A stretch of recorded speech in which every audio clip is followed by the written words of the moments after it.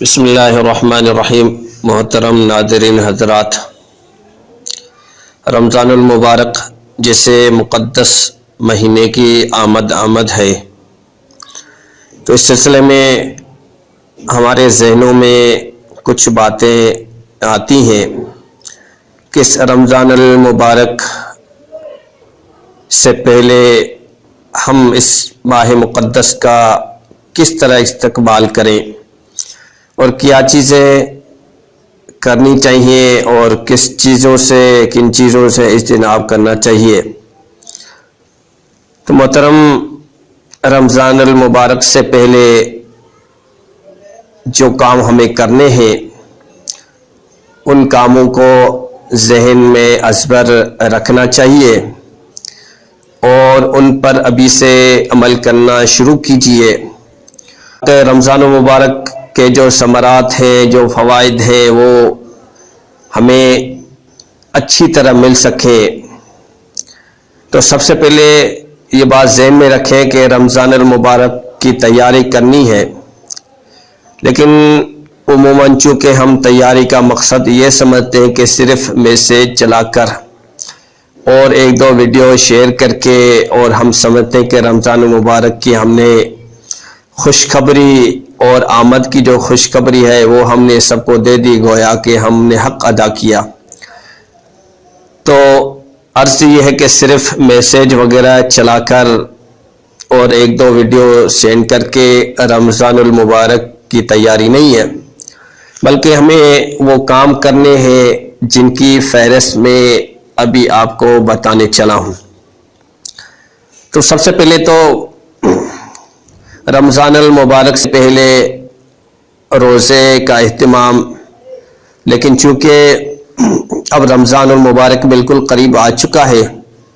تو اس وجہ سے اگر ابھی سے ہم روزے رکھنا شروع کریں گے تو پھر ہماری وہ حالت نہیں رہے گی، وہ سکت نہیں رہے گی، تاکہ ہم جو فرض ہمارے روزے آئیں گے رمضان میں وہ ہم رکھ سکیں۔ تو دوسرا کام یہ ہے کہ رمضان المبارک کی جو عزت ہے، عظمت ہے، اس کا جو مقام ہے، اس کی جو فضیلت ہے، اس کو اپنے ذہنوں میں ابھی سے تازہ کر لیں کہ کتنی اس کی فضیلت ہے، کتنا اس کا مقام ہے۔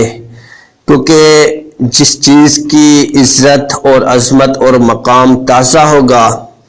تو ظاہری بات ہے اس کی اتنی قدر ہوگی۔ تو اب چونکہ رمضان المبارک کی عزت اور عظمت اور اس کا مقام اگر ابھی سے ہم تازہ کر لیں، ذہن میں رکھ لیں کہ اس وقت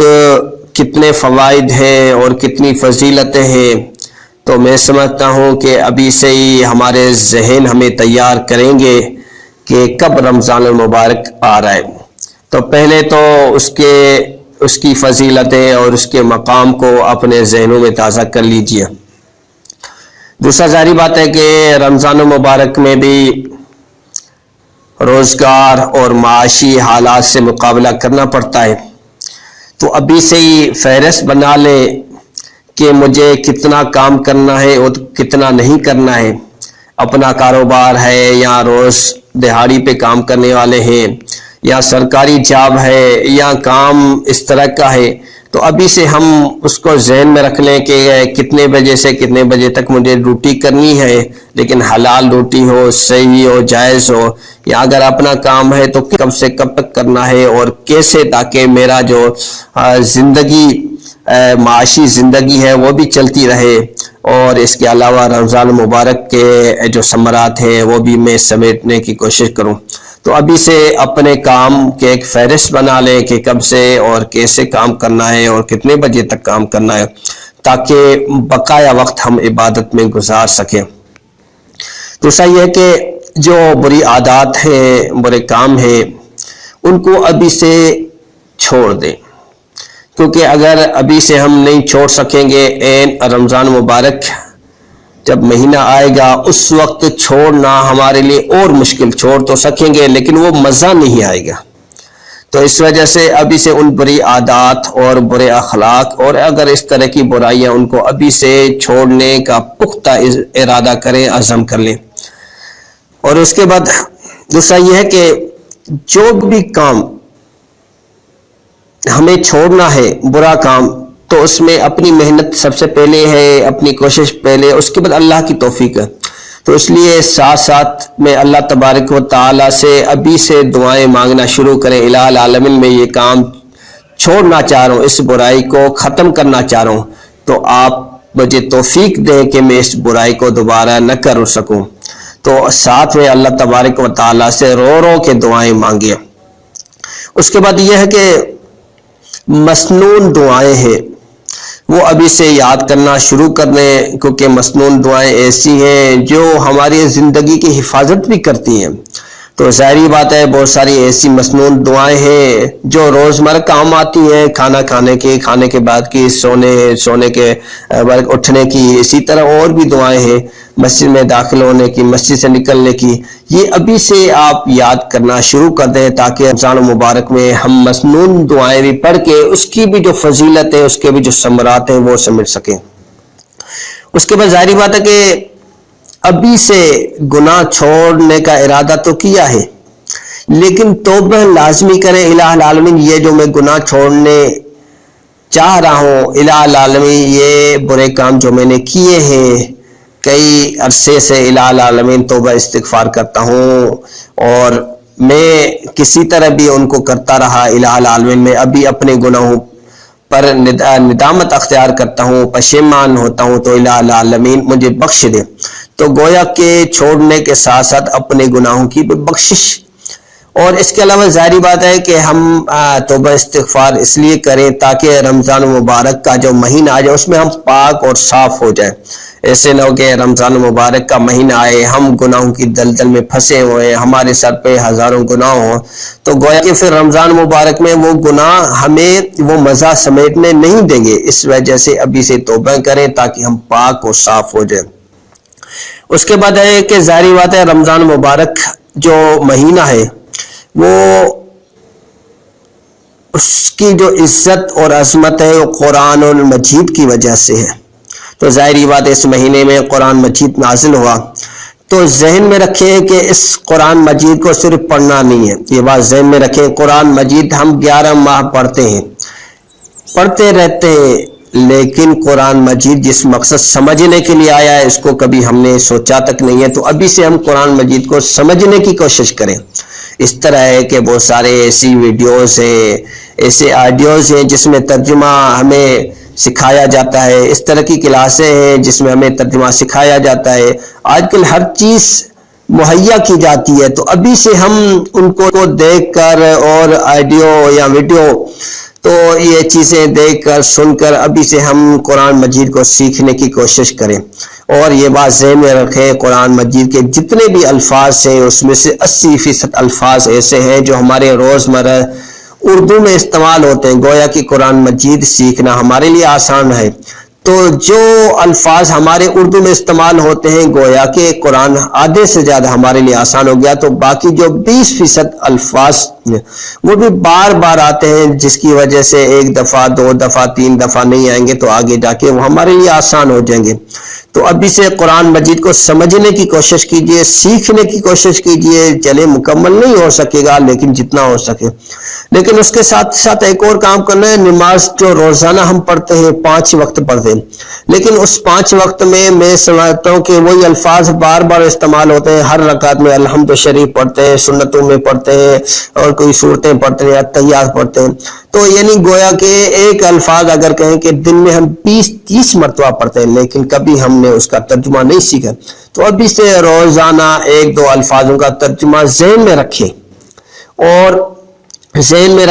اور اس کو سیکھیں، اور نماز پڑھیں تو ذہن میں اس کو ازبر کریں اور ذہن سے اس کا ترجمہ بنانے کی کوشش کیجئے۔ یا اس کے لیے مختلف کلاسز ہوتی ہیں، مختلف پروگرامات ہوتے ہیں، آپ وہاں سے بھی سیکھ سکتے ہیں۔ اس کے بعد یہ ہے کہ عبادات کا ابھی سے اپنے آپ کو عادی بنائیں تاکہ رمضان مبارک میں ہمارے لیے مشقت نہ ہو۔ جتنی بھی عبادات کرنی ابھی سے اپنے آپ کو عادی بنائیں۔ اور اسی طرح یہ کہ اپنے آپ کو ابھی سے تہجد کے لیے عادی بنائیں تاکہ رمضان مبارک میں تہجد پڑھنے کے لیے ہمارے لیے آسان ہو جائے۔ اس کے ساتھ ساتھ یہ کہ اگر صاحب استطاعت ہے تو ابھی سے خرچ کرنا شروع کر دیجئے تاکہ رمضان مبارک میں ہم اور خرچ کریں۔ اس کے ساتھ ساتھ ایک اور اہم کام ہے کہ اجتماع اہل خانہ، پوری زندگی ہم نے جینے کا سبق سیکھا، لیکن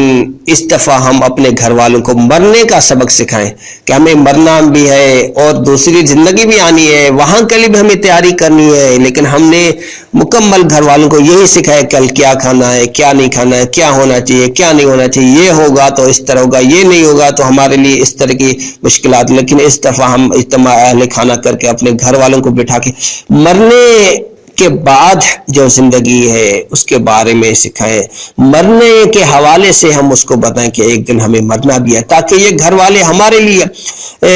رکاوٹ نہ بنے بلکہ ہمارے لیے ایک مفاہمت کا کام دے۔ اس کے بعد ان باتیں ہیں، کام ہیں، ان کو ابھی سے چھوڑیں۔ افسوس کے ساتھ کہنا پڑتا ہے رمضان مبارک میں بہت سارے ساتھی اور ٹی وی دیکھنا ہے اور ڈرامے دیکھنے، فلاں چیز گیم، اور جی کیا کر رہے ہیں، اور جی ٹائم پاس کر۔ رمضان مبارک ٹائم پاس کرنے کے لیے نہیں آیا، رمضان مبارک تو ثمرات کو سمیٹنے کے لیے آیا ہے، یہ ٹائم پاس کرنے کے لیے نہیں ہے۔ ٹائم پاس کرنے کے لیے ہوتا تو رمضان مبارک نہیں آتا۔ خدا رہا یہ ٹائم پاس کرنے کا ذریعہ نہیں ہے، بلکہ جو وقت ملا ہے اس میں ہم عبادت کریں، ذکر اذکار کریں، اس کے ثمرات کو سمجھیں۔ تو ابھی سے ان چیزوں کو چھوڑ دیں جو رمضان مبارک میں یا ویسے بھی ہم ٹائم پاس کرنے کے لیے ان کو دیکھتے ہیں، تو ابھی سے ان چیزوں کو چھوڑ دیں۔ اگر بچے ہیں، موبائل ہے، اس طرح کی چیزیں ہیں، نیٹ ہے، اس کے علاوہ ان کے پاس جو کچھ بھی لیپ ٹاپ ہے، تو ابھی سے ان کو اپنے کنٹرول میں رکھیں۔ اس کے ساتھ ساتھ ایک اور چیز ہے کہ شاپنگ ابھی سے کر لیں، کیونکہ آپ نہیں جانتے ہیں یہ ایک سازش ہے کہ ہمیں رمضان مبارک کے آخری عشرے میں، یعنی ایسا عشرہ جس میں آخرت کے حوالے سے یہ ہے کہ دوزخ سے ہمیں خلاصی ملتی ہے، نجات ملتی ہے، وہ سارا عشرہ ہم شاپنگ میں فلاں کپڑے، فلاں جوڑا، فلاں میچ نہیں ہو رہا ہے، فلاں میچ نہیں ہو رہا ہے، پورے 10 دن اور وہ رات جس میں لیلۃ القدر ہے وہ بھی گویا کہ ہم ان 10 دنوں میں اس